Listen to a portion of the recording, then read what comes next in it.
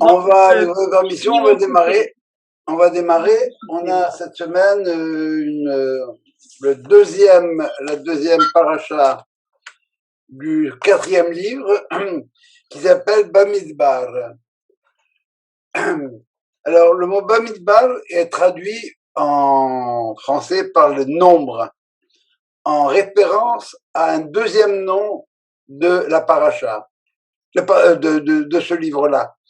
Ce livre-là s'appelle aussi Chumash HaPekudim, le livre des nombres, des dénombrements. Et effectivement, il y a dénombrement lorsqu'il y a une nécessité de savoir si il y a un quorum nécessaire à l'accomplissement de la mission, qui peut mettre cet accomplissement de la mission peut être mis en cause à cause des problèmes décrits dans ce quatrième livre. Ce qui fait dire au Rav Kook que ce livre-là, c'est en même temps le livre des catastrophes. Et le dénombrement, qu'est-ce qu'il vient faire? Eh bien, il vient en réaction aux fautes décrites dans ce qu'on lit dans le livre comme tel, parce que c'est un livre qui marque la transition entre l'Égypte, où il y a eu la conception du peuple, et la terre d'Israël, qui est le lieu de la réalisation de sa mission, le terrain de son accomplissement. C'est le livre du passage du statut d'esclave à celui de l'homme libre. C'est le livre du passage de l'exil à l'indépendance. Et ce livre en hébreu s'appelle Bamidbar, dans le désert. Et ce désert, c'est le laboratoire où chacune des composantes de la société est prise de façon particulière, où elle est renouvelée pour être finalement réinsérée dans la cohérence de l'entité nationale. On appelle le Chumash HaPekudim. Pekudim, le mot Pekudim, ça veut dire le livre des dénombrements, mais le livre Pakod, le mot Pakod a plusieurs sens. Le Pakod, c'est confier quelque chose à quelqu'un. Hamafkid etzel havero, si je vous donne quelque chose à me garder, je vous confie quelque chose. Le Pakid, c'est même quelqu'un qui est responsable de. Pakid de la Hevra Kadisha, c'est le patron de la Hevra Kadisha. Pakid, c'est en même temps compter. Et si on compte, c'est qu'il y a quelque chose à faire. Alors, ce qui est intéressant de voir, c'est comment se fait ce dénombrement. Alors, dans la première paracha, la paracha Bamidbar, on dit comment on fait Bemispar Shemot. Et voilà deux termes qu'il ne faut jamais perdre de vue. Bemispar Shemot, ce sont deux termes antinomiques. Mispar, c'est un nombre. L'impersonnel. Ça veut dire quoi, ça, impersonnel? Eh bien, ça veut dire que chacun participe de façon égale. Maintenant, chez Mott, les noms, c'est chacun a une identité, un génie spécifique irremplaçable. Les corps sont dénombrés et les femmes et les âmes sont nommées. Et le dépassement de cette contradiction entre l'impersonnel du nombre et la qualité individuelle est indiqué par la fonction de Pekida, Pakid, c'est pas la Pekudim, que chacun doit occuper la fonction, le rôle que chacun va avoir à occuper dans la société. Parce que pour être véhicule de la révélation, il y a un seuil minimum de personnes, tant en qualité qu'en quantité. Premier niveau de ça, si vous voulez, c'est le minyan. Il faut être 10 pour pouvoir fonctionner. Voilà. Alors voilà une vue d'ensemble, si vous voulez, sur le livre de Bamidbar. Dénombrement, Bispar, Shemot, ça va, j'ai un rôle à jouer qui n'est pas supérieur au tien, il est juste différent, mais mon rôle à moi, il est fondamental pour moi et pour la société, et le tien aussi.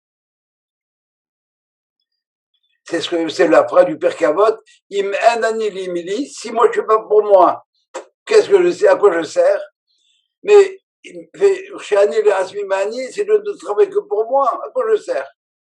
Le bonhomme, comme je donne toujours l'exemple, dans une chaîne de montage, ben le gars qui serre les boulons, eh bien, s'il serre pas le boulon, le truc va foirer. Mais s'il ne peut que serrer les boulons, on n'aura jamais la bagnole à la fin de la chaîne de montage. Individu, le prat, et le klal, le général, l'insertion entre les deux. Alors, je voudrais analyser aujourd'hui, autant que faire se peut, autant que temps se pourra, notre paracha. Une paracha qui est elle est très dense. Je crois que c'est la paracha la plus longue de la Torah.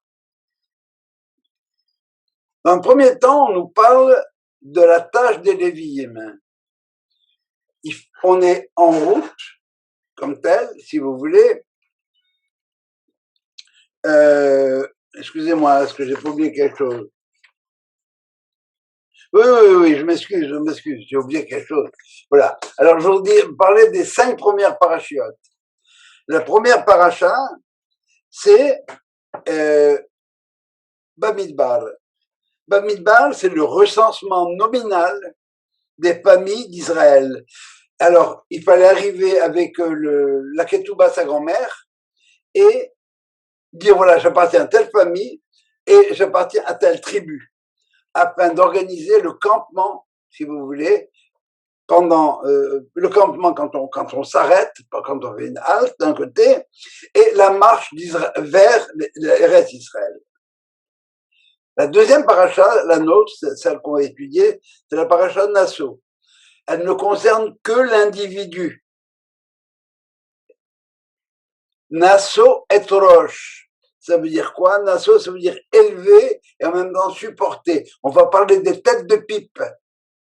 L'individu. Et la paracha qu'on va lire Shabbat concerne tous les problèmes de l'individu. La paracha suivante, c'est Be'alotra qui va parler de la Torah. Lorsque tu élèveras la flamme, élever la flamme, c'est la flamme de la Torah.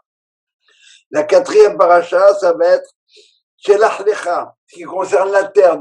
Moïse va envoyer ce qu'on appelle les explorateurs, les espions. Et finalement, la cinquième paracha, c'est la paracha de Korach, les problèmes internes qui concernent le peuple, la révolte, la rébellion contre le leadership, etc. Et on retrouve naturellement les 3 composantes. On va passer encore une fois du prat, d'individu à la collectivité, et de la collectivité à l'individu. Je vais essayer de montrer ça dans notre paracha comme tel. Après quoi, on aura à se mesurer à tous les problèmes extérieurs. Alors, Balak, Bilham, et tout ce que le Chokat, le début de la conquête d'Eretz Israël. On aura à se mesurer pour les premières étapes de la conquête d'Israël. Alors, on va arriver à notre paracha. Elle commence par la tâche des Lévi'im. Qu'est-ce que les Lévi'im en tant que tribu a à faire? Eh bien, le peuple avance, mais il n'y a pas que le peuple. Il y a ce autour de quoi le peuple avance, c'est-à-dire le Mishkan, le tabernacle, pour dire, je dirais le Mishkan à partir de maintenant, c'est le transport du Mishkan et des objets. Ça se fait pas n'importe comment. Ça ne se fait pas n'importe comment. Il y a un ordre, il y a des choses à respecter, et voilà qui va faire quoi. Les Lévi'im sont des gens qui sont aptes à faire ce genre de choses. Et dans un deuxième temps, on va nous parler du renvoi de certaines personnes qui sont les renvois des personnes des camps, je vais définir les camps, qui sont dus à l'impureté corporelle. Alors voilà comment c'est organisé. Vous imaginez 3 cercles concentriques. Au centre, c'est ce qu'on appelle Mahane Shechina. Le camp de la Shechina, c'est là où est le tabernacle. Entouré, deuxième cercle, c'est Mahane Lévi'im et Kohanim. Le camp des Lévi'im, les gens qui s'occupent de ces choses sacrées. Pas sacrées, de ces choses saintes. Mahane Lévi'im, les Lévites, qui s'occupent du temple, mais ils sont pas collés, c'est à part.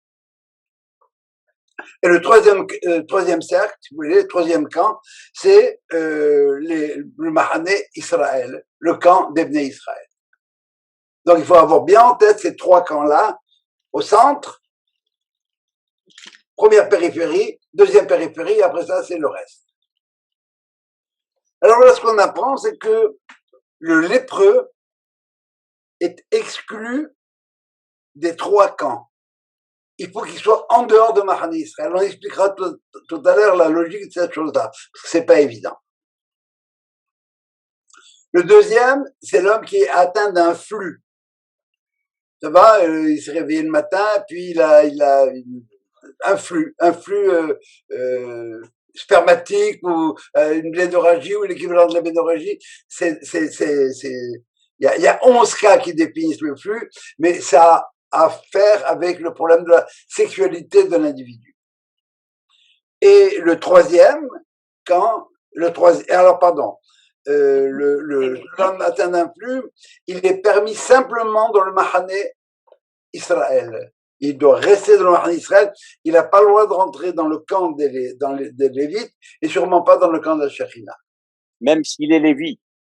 Mais non. Mais si le Lévi est impur. Alors, si le Lévi est impur, c'est une bonne question. Je ne sais pas répondre à cette question-là. Mais je présume que le Lévi ne devrait pas être impur. Et s'il est impur, il a moyen de se purifier sur place. La technicalité, je la connais pas. Mais c'est une bonne question. Il faudra que j'aille chercher. Plein de choses à chercher ce soir. Le troisième, c'est celui qui était en contact avec la mort. Il peut rien, il était rentré dans une maison, il y avait la mort là-bas. Eh bien, celui-là, il est exclu simplement du camp central de la Shekhinah. Il peut pas rentrer là-dedans. Ça va, ça? Alors, la question maintenant, c'est quelle est la logique de ces exclusions-là? On va la voir tantôt. Après ça, alors, vous voyez bien qu'il s'agit encore une fois de l'individu et seulement de l'individu, hein. Après ça, on a trois cas particuliers. C'est le parjure, la femme soupçonnée d'adultère, ce qu'on appellerait la sota, et le nazir. Alors ceux-là, ils sont exclus de nulle part. Alors on voit ici qu'on a 6 cas qui illustrent les problèmes que l'individu va rencontrer. Et la Torah va nous mettre en garde. Sur votre terre, vous devez réaliser l'insertion du Kodesh et du Hol, l'harmonie entre la sainteté et la vie terrestre. Attention aux extrêmes, attention au détachement de l'un par rapport à l'autre. Si le problème se présente, voilà comment on va le régler. Ça, c'est la troisième série de choses qui apparaissent. Ça va, les Lévites d'un côté, l'exclusion individuelle, et 3 particuliers, le parjure, la sota et le nazir.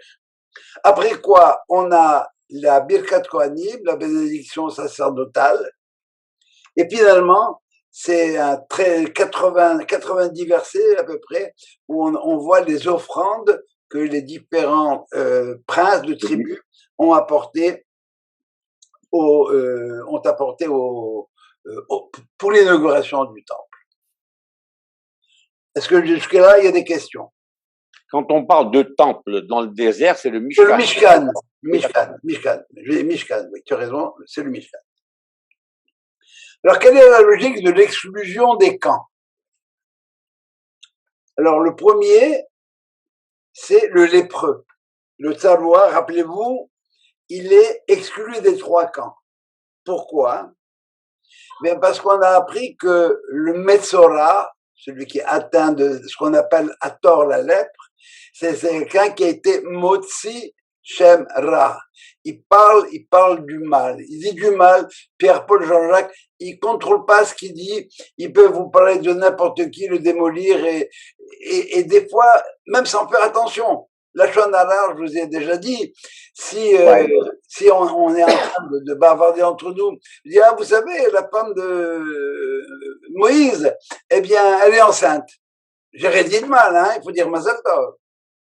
Eh ben, ça, j'ai pas le droit de le dire. Pourquoi? Ben, parce que le gars à côté voulait l'engager dans sa boîte.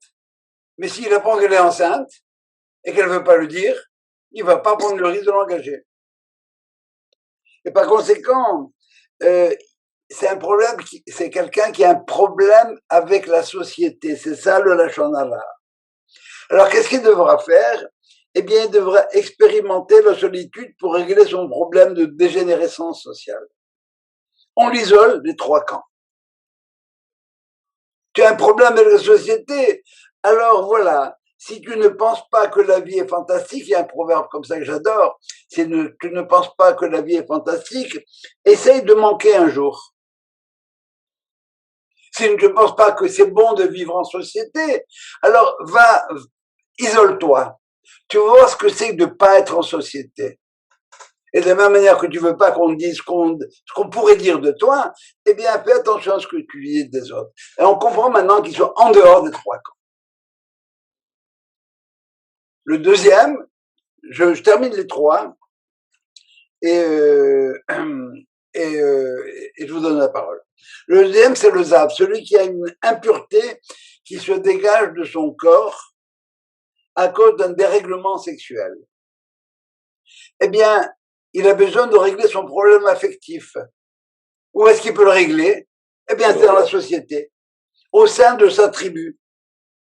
Mais pour l'instant, il peut pas supporter la kedusha qu'il y a dans le camp des Lévites et dans le Mahane Shechina autour du tabernacle.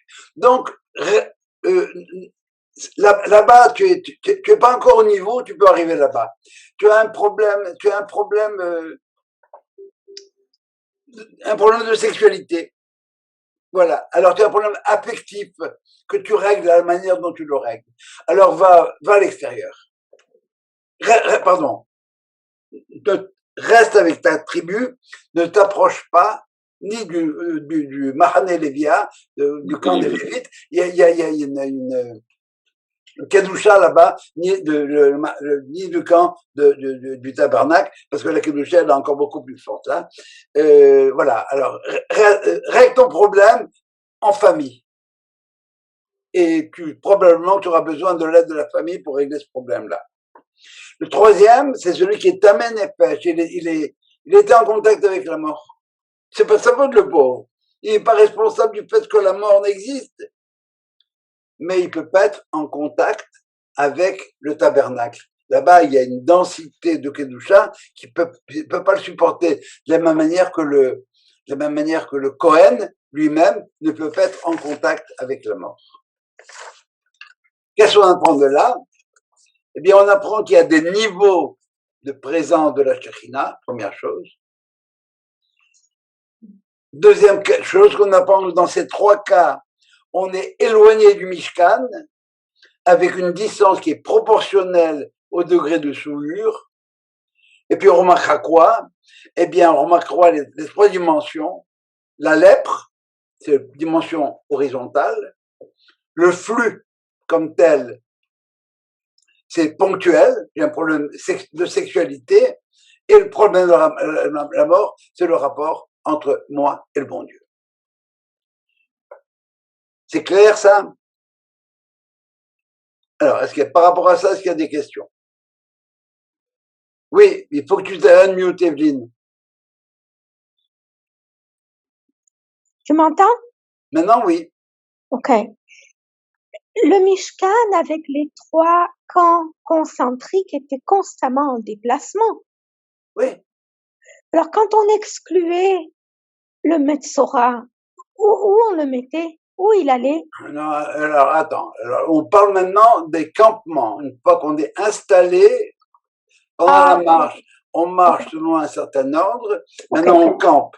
Alors celui-là, il s'est réveillé un matin. Bon, il dit du mal des gens, s'il a la lèpre en chemin, on va attendre, on va régler son compte au moment du campement, pendant le campement.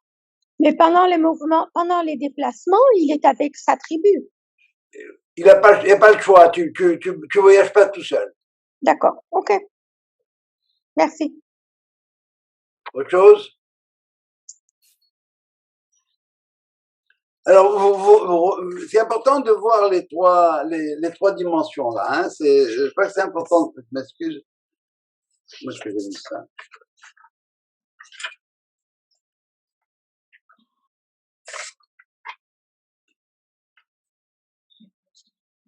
Alors, je répète. Hein. La lèpre, c'est horizontal. L'atteinte de vue, c'est ponctuel. Et le contact avec la mort, ben, c'est le rapport entre moi et Dieu. On va retrouver maintenant une autre pédagogie pour les trois cas suivants. Trois cas suivants, le premier cas, c'est le parjure. C'est quoi le parjure? X a juré devant Dieu, il a pris Dieu à témoin, qu'il ne doit pas d'argent à Y. Alors, il y a deux cas qui se présentent maintenant. Premier cas, il se repent. Il regrette ce qu'il vient de faire. Il regrette. Il a fait un examen de conscience, il a juré qu'il ne devait pas d'argent, mais soudain, voilà, il se réveille. Alors, qu'est-ce qu'il doit faire? La Torah va nous dire, premièrement, il doit confesser sa faute, qui est la première condition de la Teshuvah. Le vidouille. J'ai fait ça, hatati, awiti, pachat. Et puis, il doit restituer le capital et augmenter de 1/5 de la somme en question. J'ai juré que je devais $10,000, eh bien, je fais amende honorable, je regrette, j'ai menti, effectivement, j'aurais pas dû jurer, je dois rendre $10,000 plus $2,000, 1/5 de la somme, on expliquera tout à l'heure pourquoi, et je dois apporter un sacrifice d'expiation, ce qu'on appelle Hacham Gezelot. Attention, dans le sacrifice d'expiation, que le 5e de la somme ne sont pas des pénalités. Ils ont une valeur d'expiation. Le 1/5, ça représente la force de résistance de l'homme. On nous dit dans la paracha Beshalach, on a la notion de Hamesh, de 5. Et ça veut dire quoi, Hamushim? Ça veut dire armé d'un côté et zélé de l'autre. Alors, effectivement, je vais donner un 5e pour pouvoir m'armer pour la suite, et c'est une expression de mon zèle. La Harmi vont plus loin, ils disent que la 5e côte recouvre le foie et la bile, et le foie, c'est le siège de tout ce qui est le boostage de l'ego. Je m'arrête là avec ça. Cet homme, qu'est-ce qu'il avait? Eh bien, il avait perdu le sens du caractère de sainteté de la parole, et il veut régulariser. Alors, qu'est-ce qu'on fait? On lui demande très bien, tu as perdu le sens des valeurs, alors on va te coller au temple. Tu vas aller au temple, tu vas apporter un sacrifice. Étant donné déjà que tu as une bonne volonté qui t'anime, puisque tu as reconnu ta faute, et tu n'aurais pas dû le faire, alors voilà, on va te mettre en contact, j'ai envie presque de dire, on va te mettre en contact avec Dieu, avec la source de la sainteté elle-même. Vous voyez, les autres, on les a éloignés, parce qu'ils n'étaient pas capables d'eux.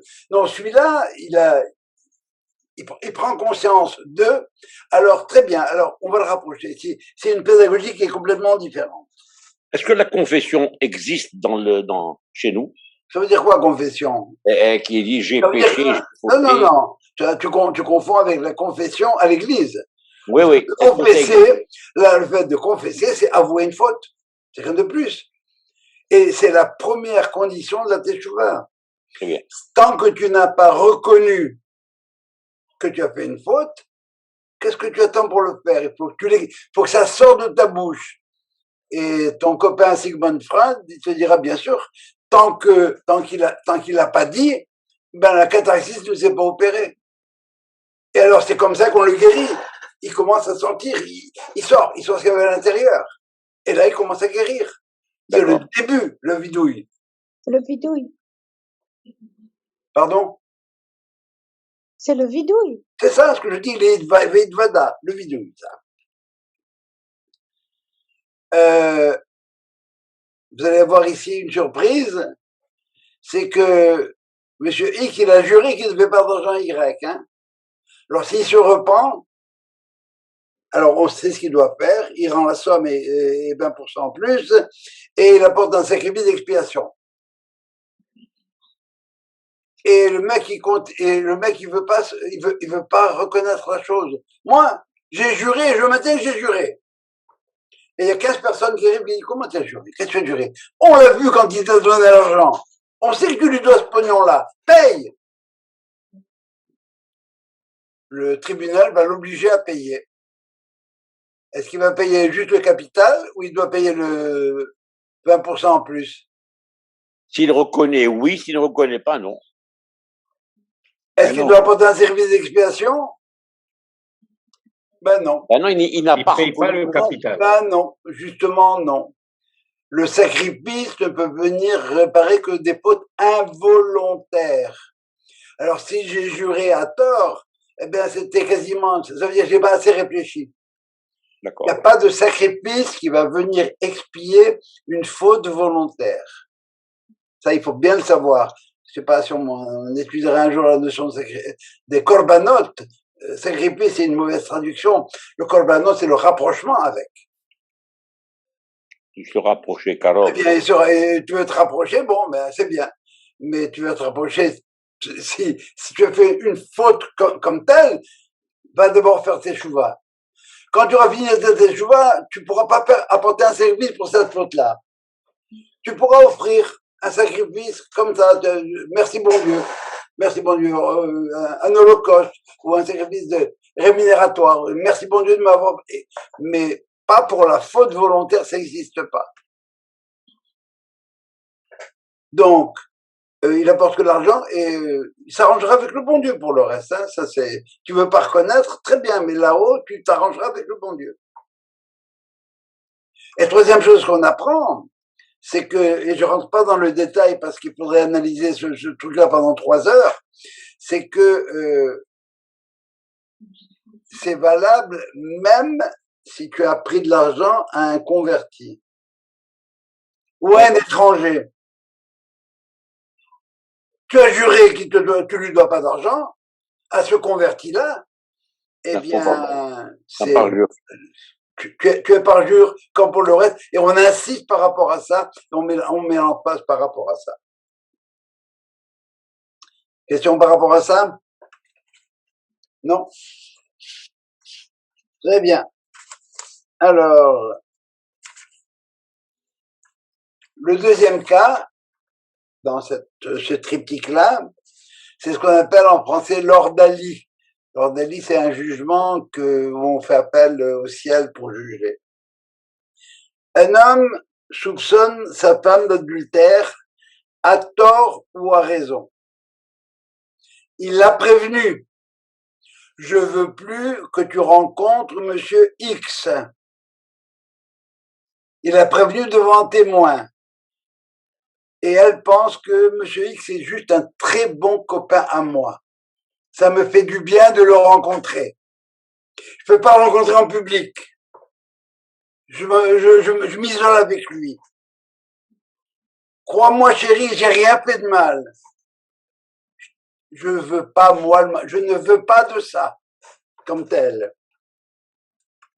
Alors, on apporte Cohen, on amène cette femme au Beth Amikdash, à l'intérieur du temple, et on mélange des eaux, ce qu'on appelle des eaux pures, si tu veux, avec du sable de la terre, de la poussière.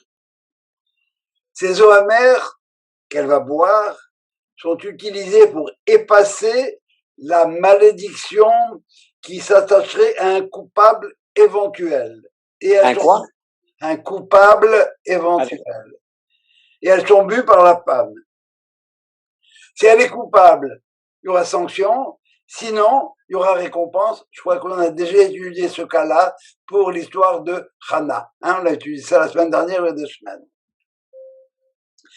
Ça ne marche pas si le mari n'est pas hyper clean. Ça a été aboli à la période du deuxième temple. Et la poussière qu'on ramasse, si vous voulez, dans le tabernacle qui est par terre, eh bien, elle fait référence à 2 choses. C'est la poussière dont l'homme a été créé, c'est-à-dire la dimension matérielle de l'individu, et c'est cette matérialité, cet amour de la matière, dont la femme est éventuellement soupçonnée et éventuellement coupable.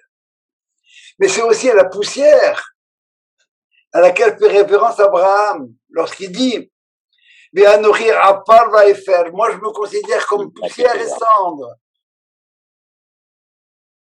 Je suis pas Monsieur X, non, moi je suis rien du tout. Je me considère comme étant de la poussière.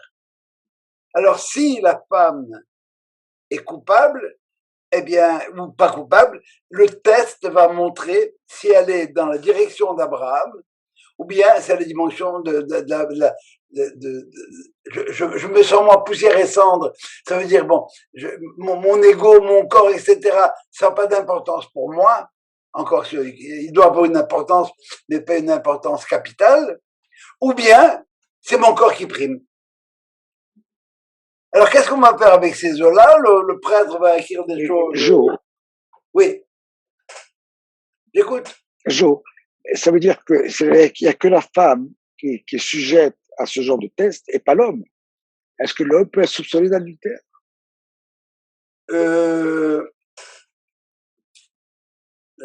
J'ai peur de rentrer là-dedans. Ok. Un homme peut avoir 15 femmes. Enfin, d'après la Torah. Tu comprends? Ah, Tandis que la femme, elle est mécoudéchette. Elle est spécialement pour celui-là.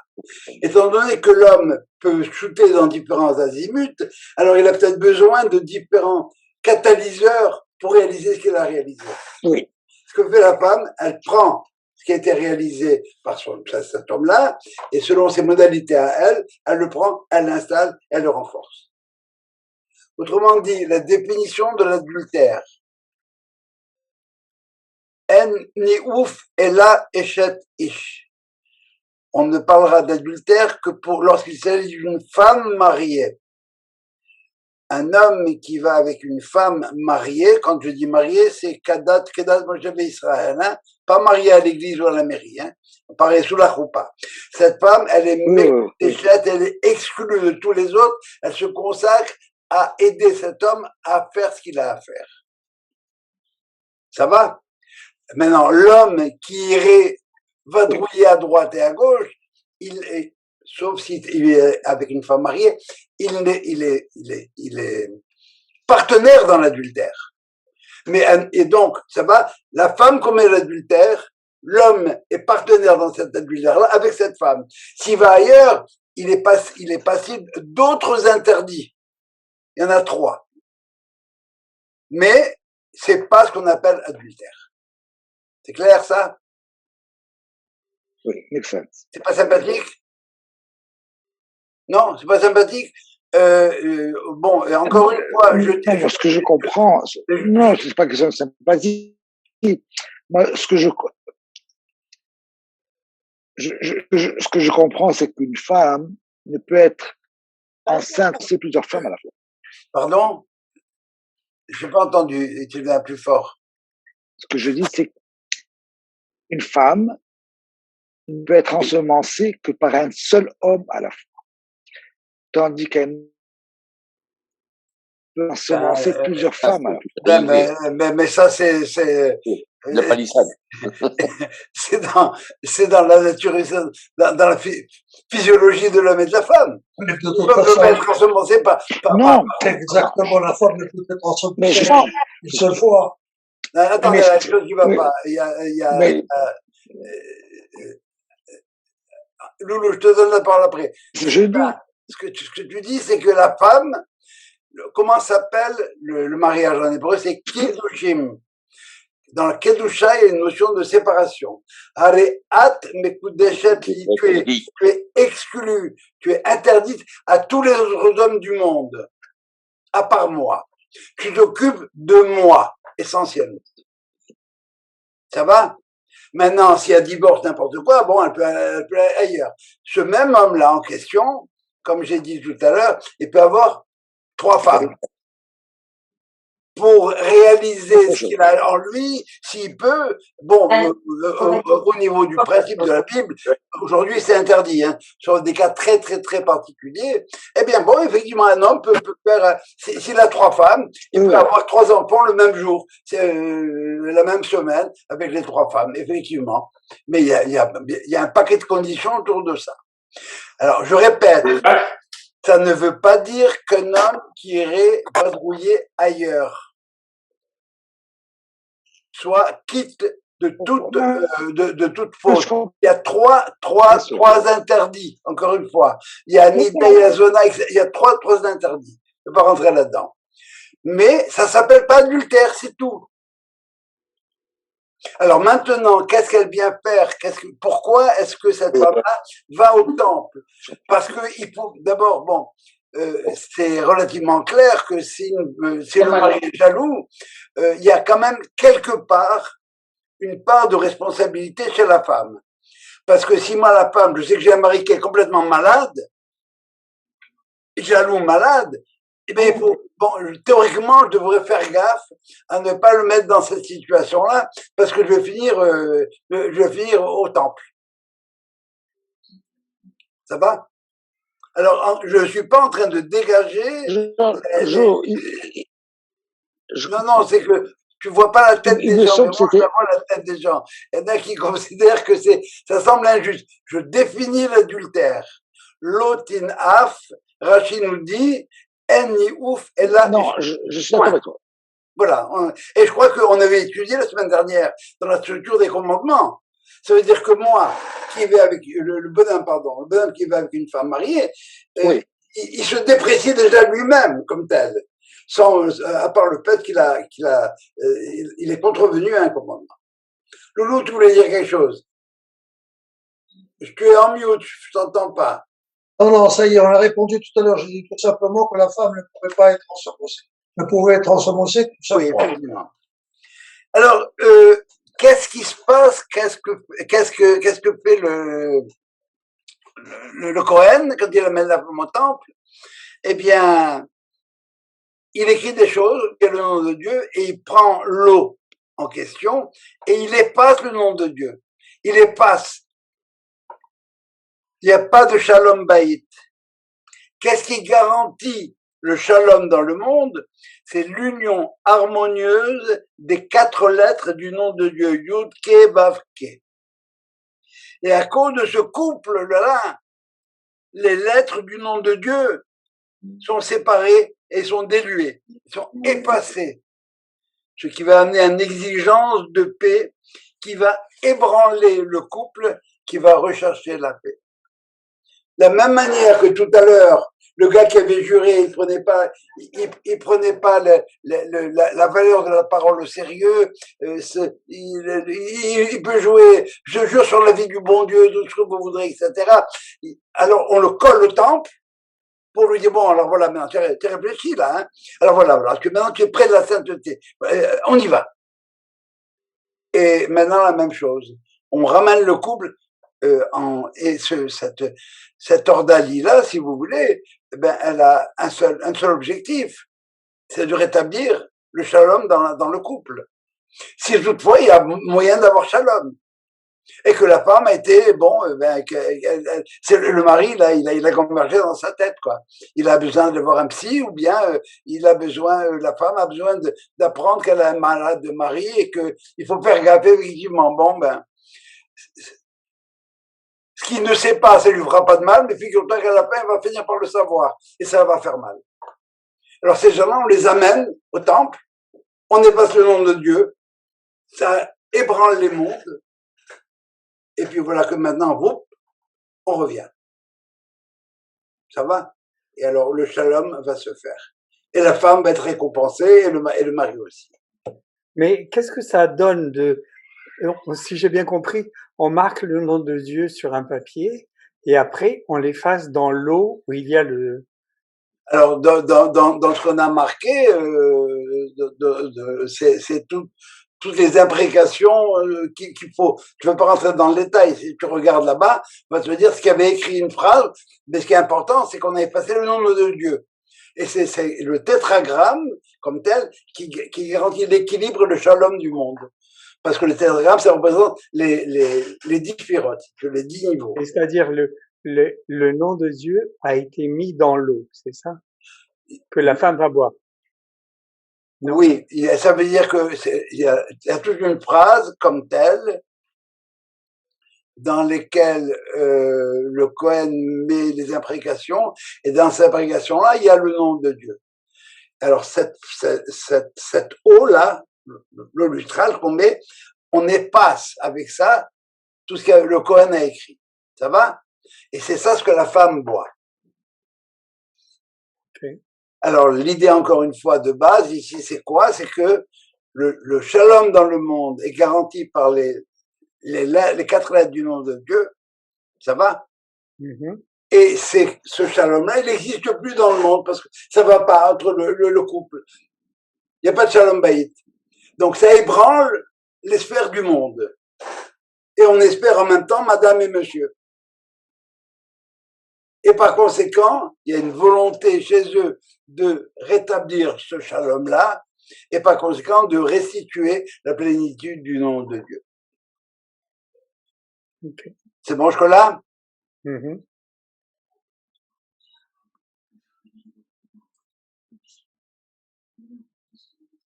Il me semblait que la vache rousse, c'était les cendres de la vache rousse qui étaient dans le Non, pas du tout. La vache rousse, c'est pour l'impureté de la mort. Ah. La vache rousse, c'est pour l'impureté de la mort. Pour se laver de l'impureté de la mort, c'est la vache rousse dont on parlera éventuellement en tant que préparation. Alors, tout se complique dans le cas... Contente, c'est la vache... Pardon? Sylvain, je t'entends pas. Qu'est-ce qu'il y a? Quand elle est contente, c'est la vache qui rit. La vache qui rit, oui, absolument, oui.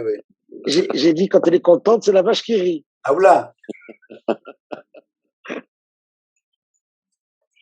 Alors, voilà ce que dit le Rav Cherki. Tout se complique dans le cas du Nazirien. Le troisième cas, c'est le Nazir. Pour lequel ni la proximité du temple. Alors, rappelez-vous, le premier, on l'a collé au temple, le deuxième aussi. Hein. Alors, le Nazir, lui, c'est autre chose. Ni la proximité, ni l'éloignement de la sainteté ne sont en cause. Il est bien, il est tranquille, il est comme ça. Mais bien le caractère collectif que la sainteté va revêtir en Israël. Pourquoi?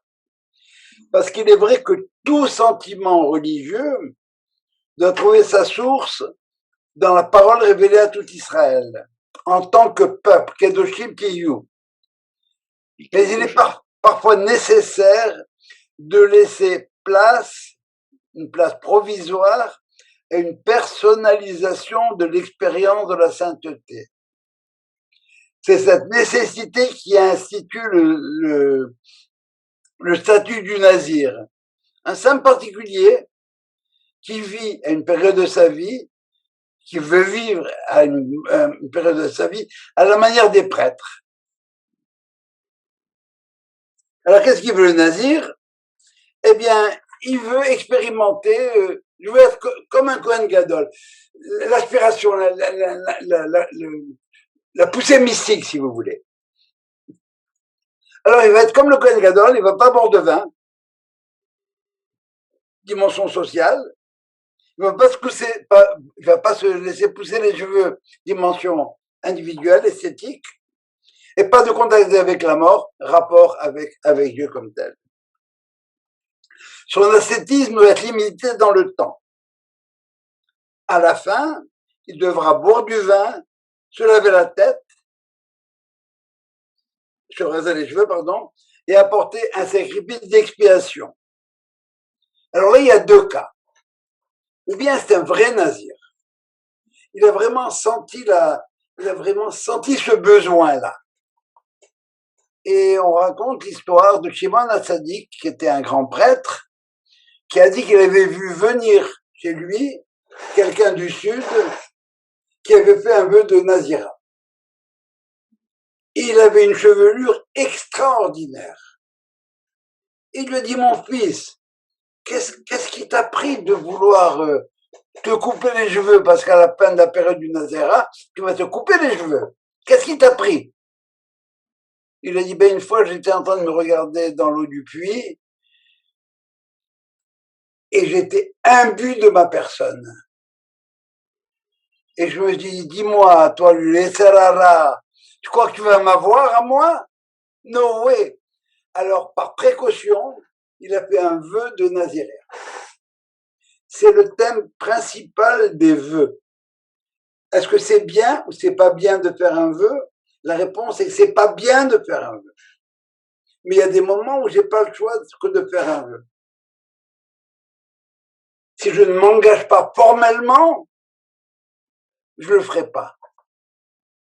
Si je ne jure pas formellement devant un Sefer Torah s'il ne jure pas qu'il arrêtera de fumer, il arrêtera pas de fumer. Et s'il jure et qu'il soit vraiment très très très cachère pour ne pas reprendre la cigarette. Mais là au moins c'est une béquille. On a besoin de quelque chose qui va nous soutenir, nous supporter. Pas la crainte du médecin, attention, tu fais ça, il va t'arriver, pas du tout, non. Je sens que je ne fonctionne pas dans le cadre de la Torah. Tous les samedis, comme je ne fume pas, je me bagarre avec ma femme. Eh bien, il faut que tu fasses le vœu de plus fumer, mon ami. Parce qu'autrement, tout seul, tu n'y arriveras pas. Alors, le vœu, c'est une béquille comme telle. Alors, le Shimon en question a dit à ce Nazirien-là, viens, je t'embrasse, qu'il y ait beaucoup de Naziriens comme toi en Israël. Parce que c'était une nécessité pour lui que de faire ce vœu-là. C'est pas un caprice à un moment donné, c'était une impulsion. Il a mis la barre trop haute. Ce nazir-là, il va devenir impur malgré lui. Parce que le nazir, s'il est au contact de la mort, sa période de nazir, elle est fermée. Alors, qu'est-ce qu'on fait avec ce nazir? Il veut vivre comme un Kohen. Très bien, alors, fais le Kohen Gadol, propulse-toi dans les airs. Si c'est pas valable, si tu n'en avais pas vraiment besoin, on te laissera pas aller jusqu'au bout. Bon Dieu est s'arranger à te mettre à mort sur ton chemin. Mais si c'est sérieux, alors à la fin du temps, tu voulais la Kedusha, tu vas être au contact de la Shekhinah comme telle, et puis tu vas quoi? Eh bien, à partir de ce moment-là, tu vas assouvir, tu vas être plein de cette sainteté que tu pourras transposer dans le quotidien. On connaît deux Naziréens très particuliers. Le premier, c'est Samuel, et le deuxième, c'est Samson. Et Samson, bon, il était nazir comme tel, mais il s'est laissé séduire par une madame qui lui a coupé les cheveux. Et c'est là qu'il a perdu toute sa force. Là encore, est-ce que le nazira est limité dans le temps? En général, 30 jours. 30 jours. Oui, en général, 30 jours. Maintenant, les cas de Samuel étaient nazir à la naissance. Samson, probablement aussi. Ça va? Là aussi, vous retrouvez les trois dimensions. Le parjure, c'est par rapport à Dieu. La sota, c'est horizontal par rapport à son mari. Et le nazir, c'est moi par rapport à moi. Alors, vous voyez que dans les 6 cas qu'on a vus, on ne traite que du problème de l'individu. L'individu comme tel. Question par rapport à ça? Pas de question. Alors, je vais vous lire Cherki parce que je trouve qu'il le dit très bien. Il reste que cette préoccupation méticuleuse de restituer à chacun la plénitude de sa personne risque de glisser vers un individualisme oublieux de l'idéal de sainteté collective que porte Israël. Effectivement, on ne s'occupe que de l'individu ici. Il semble que c'est pour cette raison que la paracha s'achève par un retour à la dimension collective, en instituant la bénédiction des prêtres, la Birkat Kohanim. Qu'est-ce qu'il fait le Kohen? Eh bien, il rassemble tout Israël, tous ensemble, et il bénit. Yevarechecha Hashem v'yishmerecha. Bénit au niveau matériel, au niveau de la capacité de connaissance et au niveau du fait qu'il soit accepté par le reste du monde. Mais ce qui est important ici, c'est la dimension collective dans laquelle chacun est inséré.